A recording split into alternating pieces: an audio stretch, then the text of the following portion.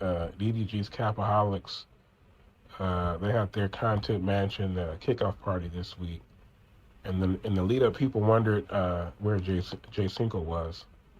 Of course, Jay Cinco and DDG once appeared to be close, uh, famously streaming together in Rome with India Love and Lala.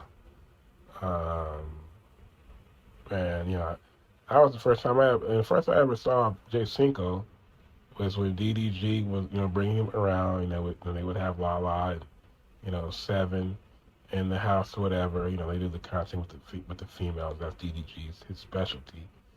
All the streamers do that, but DDG is probably the one who's most known for it. And you bring Jay Cinco around. Of course, they do the Dirty Mac and bits and whatnot. It's good entertainment. And then you can never really tell what part of this stuff is content and what of it is like real. And sometimes it's like both. I think. And so, but basically, DDG, whatever he was doing on camera with India Love, they're not together. But it appears that Jay Cinco and Lala, they're in an actual relationship now, which is weird because we know that Lala had, she had history with DDG before uh, she even met Jay Cinco. At least that's how it appeared on camera.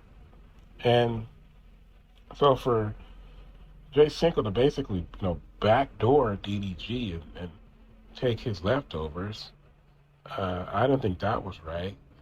Um, and there's just a lot of stuff uh, that went on. You know, um, it's just so much drama the last couple of days. Them just going back and forth. And basically, they had Cinco saying that after DDG would talk down now to people and talking that hit below the belt and stuff like that. And DDG got on there. He defended himself. He showed the text that uh, showed this text that Cinco sent because DDG went on when Kai was doing the Mafia-thon 3. DDG went on there. Obviously, DDG and Reggie, they had their little back and forth a couple months ago. And they went on there and they basically pieced it up into this little freestyle battle. And Reggie snuck a little barb in there about DDG, telling him to go see his son. And DDG on his stream, while he was addressing the Jay Cinco situation, he showed a text or a message where Jay Cinco was said, I would have said, F Reggie's dead dad, just for cats to be on stream, fake battling each other at Mafia-thon 3. And DDG made it seem like basically that Cinco was, talking bad about Reggie's dad when he was just in Reggie's face or whatever at Mafia-thon 3. But it didn't seem like that's what it was. It seemed like more like because at the time when they were beefing, Cinco didn't pick a side, even though DDG was supposed to be, his guy. And I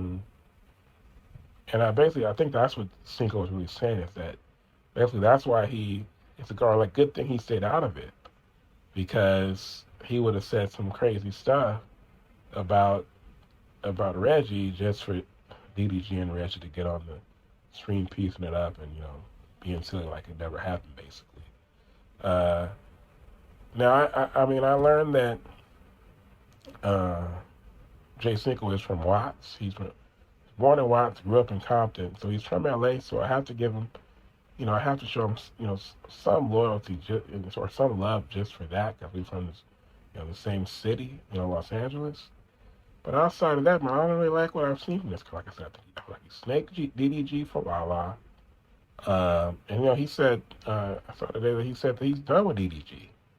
And I feel like I would have to say that, bro. It seems like I feel like all this stuff, all this complaining about this and that DDG did, that I really feel like Cinco just used DDG to get on. And now that he's on, he feel like, well, I don't need a DDG anymore. I can be solo and do my own thing. I got the girl, and now I can do my own thing.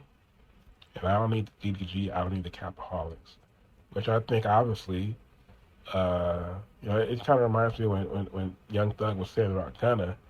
That Gunna will do the thing basically that's like, I don't remember his exact words, but basically the thing that's the self-preservation move instead of the thing that you're supposed to do as a man of like honor. And that's what Cinco reminds me of. All in all, I think the Capaholics, they should be fine without Cinco. They have DDG, they have Dub, they have Deshae Frost, so they'll be able to hold it down. But he will be missed because I mean, if he's in there, that's four heavy hitters. Now how do the Capaholics stack up against other concert houses? Obviously, the Clover Boys are first. Kai and Tylil and Reggie and Ray and Rakai. But then I would say the Capaholics, they can surpass AMP, which is the OG group. Another AMP, I think they traded Agent for one of the guys in FaZe. I don't know that much about FaZe, kind of the sidemen. I mainly know about the Clover Boys, the AMP, and now the Capaholics. I would say the Clover Boys are first, and I would say that the Capaholics, they could slide into that number 2 slot.